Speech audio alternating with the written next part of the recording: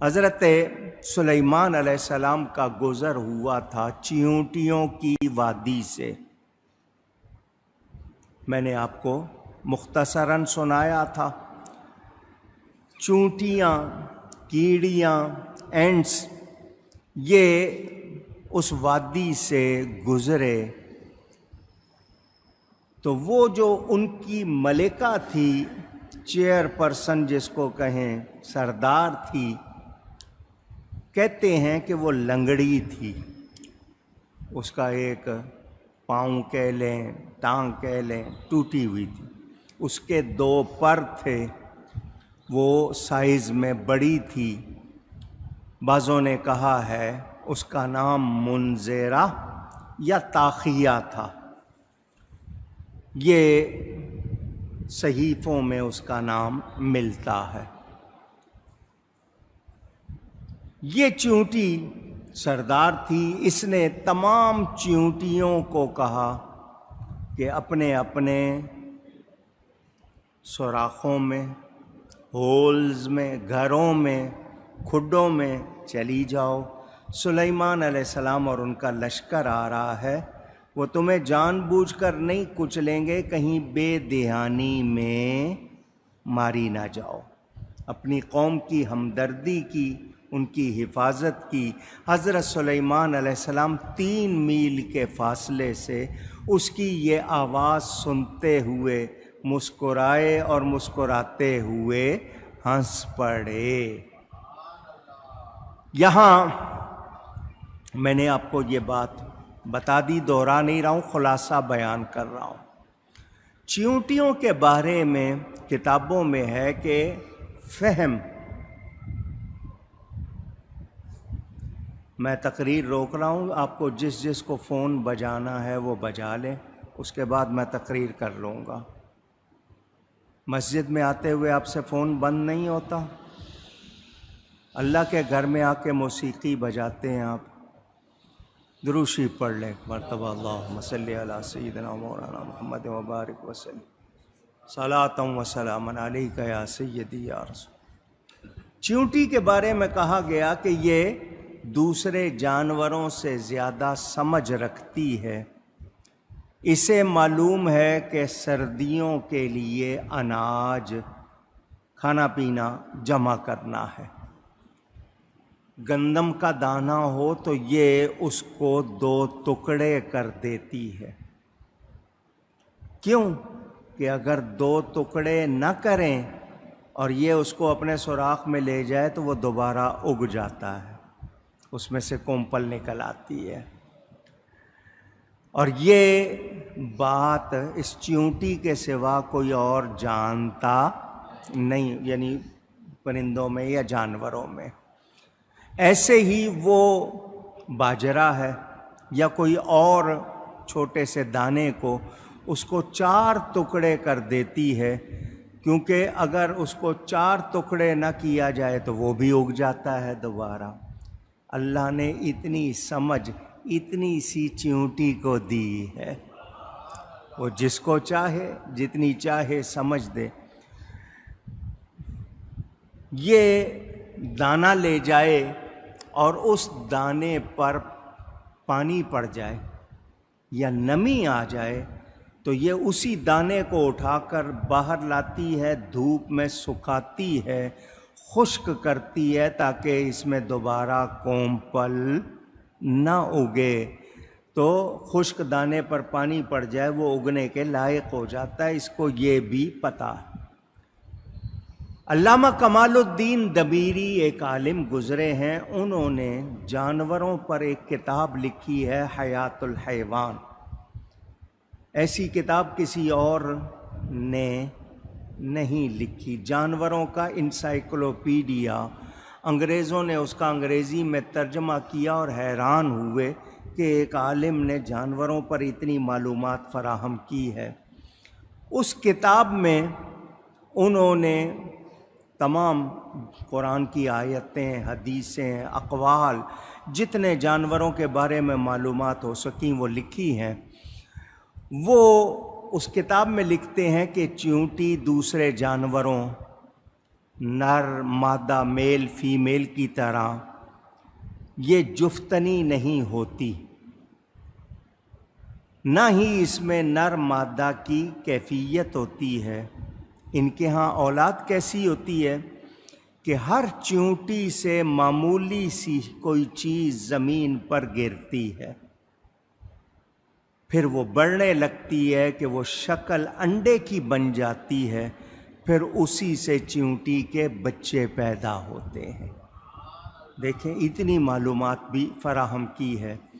عربی میں بیضا کہتے ہیں، بیضا لوگ کہتے ہیں انڈے کو، تو یہ چیونٹی اتنی سمجھ رکھتی ہے۔ حضرت سلیمان علیہ السلام کا لشکر گزرا، چیونٹی اتنا جانتی ہے کہ نبی، اللہ کے نبی معصوم ہوتے ہیں۔ اللہ کے نبی اونچی کہیں، معصوم کا مطلب گناہ کر ہی نہیں سکتے۔ اللہ نے انہیں ایسا بنایا ان سے گناہ نہیں ہوتا۔ حضرت سلیمان علیہ السلام کے ساتھ لشکر تھا، وہ یہ بھی جانتی ہے کہ نبی کے ماننے والے کسی پر جان بوجھ کر کوئی ایسی کارروائی نہیں کرتے۔ میرے دوستوں اور بزرگوں، جس طرح نبی پاک صلی اللہ علیہ وسلم کو تمام نبیوں پر فضیلت ہے، امت مصطفیٰ کو تمام امتوں پر فضیلت ہے۔ یہ ہمارا کمال نہیں ہے، یہ نسبت مصطفیٰ صلی اللہ علیہ وسلم کا کمال ہے۔ حضرت سلیمان علیہ السلام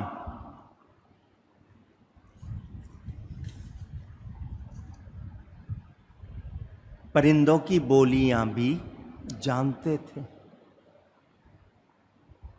آپ چیونٹیوں کی وادی میں پورا واقعہ آپ کو سنا چکا ہوں، صرف ایسے ہی تھوڑا سا ذکر آیا تھا تو میں نے آپ کو کچھ تھوڑی سی تفصیل بتائی۔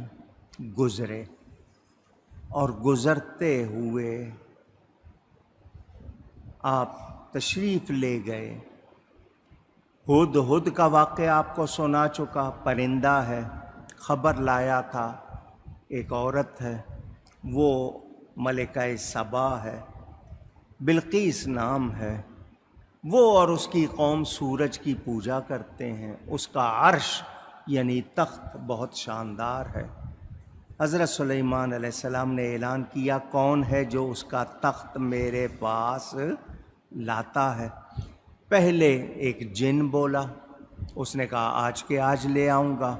آپ نے فرمایا مجھے اس سے بھی جلدی چاہیے۔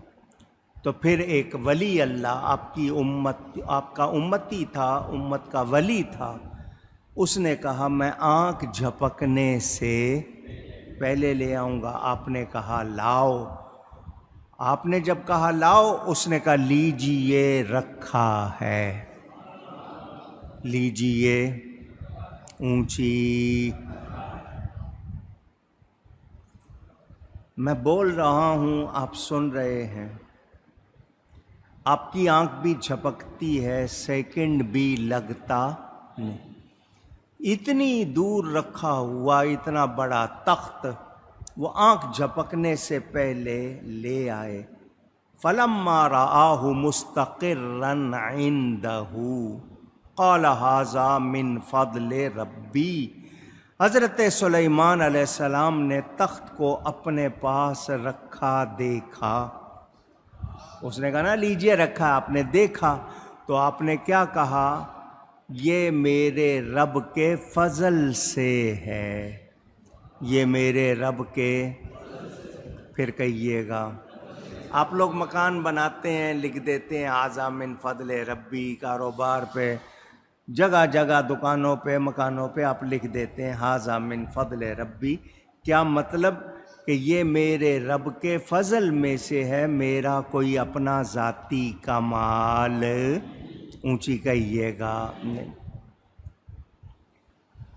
بندے کتنی قسم کے ہوتے ہیں؟ حضرت سلیمان علیہ السلام نے دعا فرمائی تھی فی عبادک الصالحین، اس میں صالح کے حوالے سے ایک بات کروں پھر آگے چلوں۔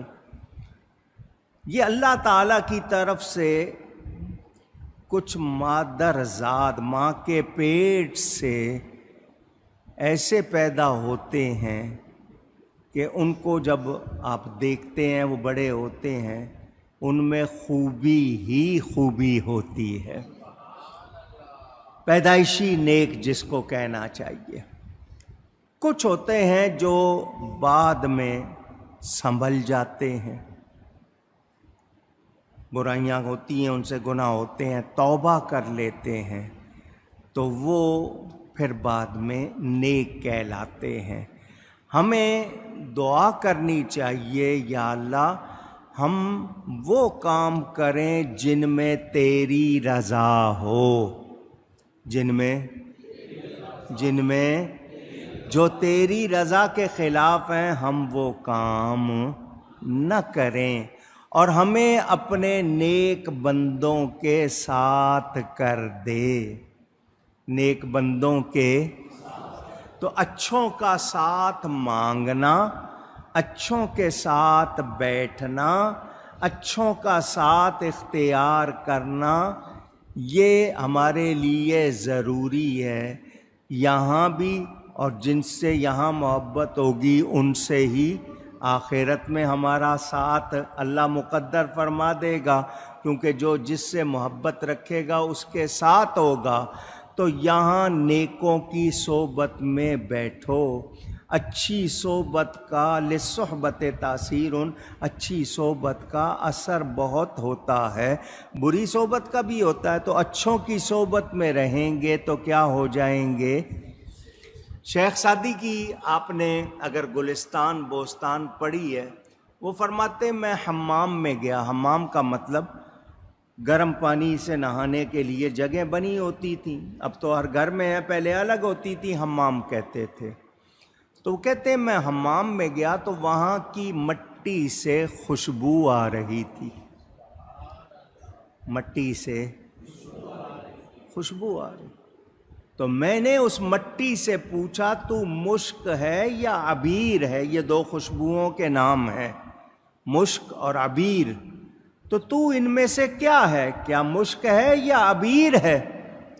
اس نے کہا میں تو مٹی ہوں، میں تو مٹی ہوں، لوگ میرے اوپر چلتے ہیں، نہ میں مشک ہوں نہ میں عبیر ہوں۔ تو فرمایا تجھ سے تو خوشبو آ رہی ہے، پھر اس کی وجہ کیا ہے؟ تو اس نے کہا میں تو ہوں مٹی، میری ذات مٹی ہے، نہ میں مشک ہوں نہ عبیر ہوں، مگر میں نے کچھ عرصہ پھولوں کے ساتھ گزارا ہے، کچھ عرصہ پھولوں کے ساتھ رہی ہوں، اس لیے مجھ میں خوشبو آ گئی ہے۔ تو پھولوں کے ساتھ رہے تو مٹی میں خوشبو آ جائے، تو مٹی کا پتلا اللہ والوں کے ساتھ رہے گا تو نیکی آئے گی یا نہیں آئے گی؟ تو ہمیں نیکوں کا ساتھ اختیار کرنا چاہیے، کرنا